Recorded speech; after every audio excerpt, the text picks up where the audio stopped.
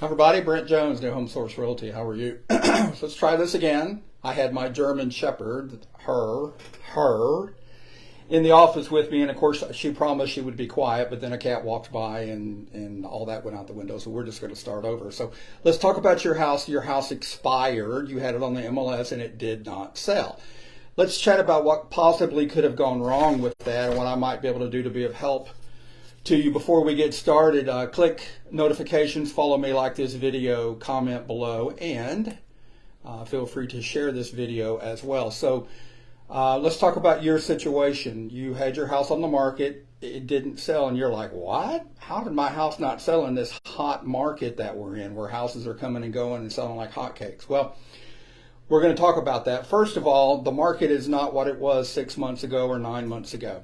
You know, the days of a seller putting their house on the market and you get multiple offers in 2 days and half of them are cash above asking price, that's not where the market is anymore. It's much more calm and more quote unquote back to normal, where houses now are on the market weeks, if not months, with multiple price reductions in order to finally generate an executed contract. So the market has definitely slowed, and that's not a bad thing because the other way was not sustainable.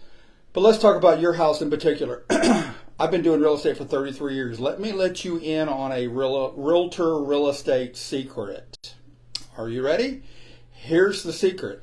Real estate is not rocket science. There's 3 components that you have to focus on if you want to get your house sold. Are you ready?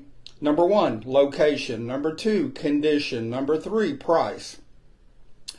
When I first got into real estate 33 years ago, my broker taught me that, and I've never forgotten it. There's only 3 things that matter when you're going to try to sell your house. 3 things: location, condition, and price. So let's talk about those. Location. You really can't pick your house up and move it, so the location really is pretty much beyond your control. But if it's not in a good school district, if it backs up to a freeway, if it has power lines going across it, if it's adjacent to a spillway, if it's in a high crime area, that's going to cause your house to sell more slowly. But location would be the first of the 3 conditions. Number 2, condition. The condition of your house, you do have control over that. Now, I'm not one of these realtors that would recommend that you completely, totally redo the house. Let's knock out some walls and let's redo the master bathroom. Let's redo the kitchen and let's repaint and all that kind of stuff. I'm not really big on that. Now, there are some realtors that are. There's actually some companies that will pay for you to update your house, and then you pay them at closing. It's been my experience that there could be some things that you do need to do. If there's a major flaw, I would say, yeah, let's give some serious consideration to it. For instance, if your carpet is just horrendous or your walls are purple, those would be the kind of things that are going to turn off a lot of potential buyers. But as far as knocking out walls, et cetera, we would have to chat about that. I guess my bottom line opinion on the condition would be, if you know there's a mechanical, structural flaw, or if there's something that when people walk in and they see that horrible, nasty carpet, they're just like, oh my God, let's leave. If you know that's going to be the case, let's address those issues. But I've never been a big advocate of let's rip up all the flooring and redo all the walls, and then the new buyer comes in, and as soon as they move in, they rip out everything you just ripped out. So not big on that. My bottom line as far as the condition goes, if there's a flaw, mechanical, structural, or if there's something that's aesthetically that's just going to turn buyers off, let's have a serious chat about that. There's also some other simple things you can do to make your house more open and welcoming, which I'll be happy to share with you. So we've talked about location. You really can't control that. We've talked about condition. You can control that, but there's different things that you may or may not want to do. We can chat about that. Here's the third of the 3 conditions: price. You absolutely can control the price. A lot of times sellers put the house on the market because they have unrealistic expectations. It's only human nature to think your house is the super duper house in the whole subdivision.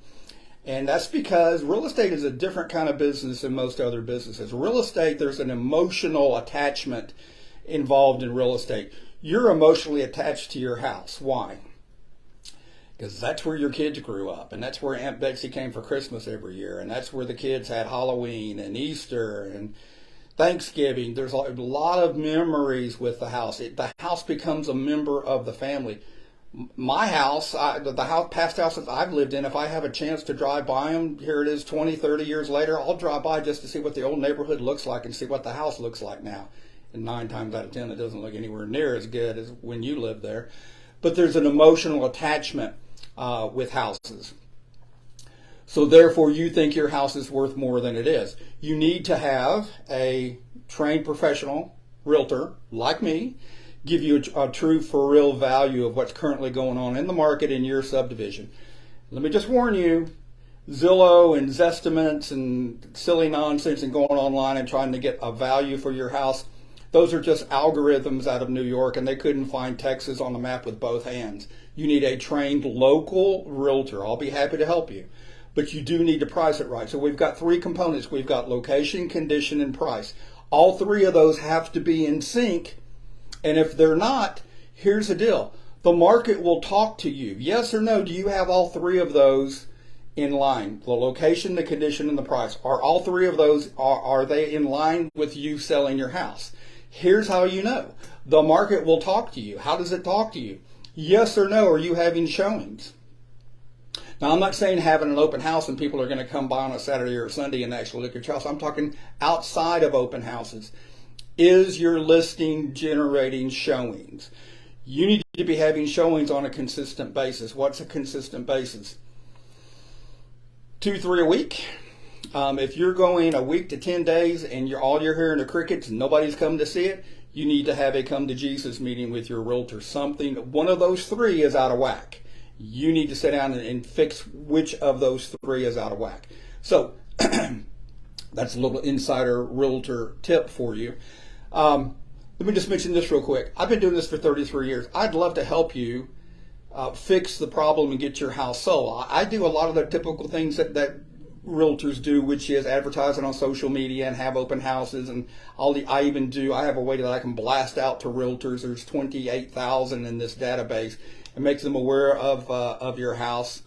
Also, with my brokerage, we have about 20,000 buyers a week that come to our website, and I'll blast that out to all of them. So those are typical things that most realtors can do. But let me tell you what I do that's different.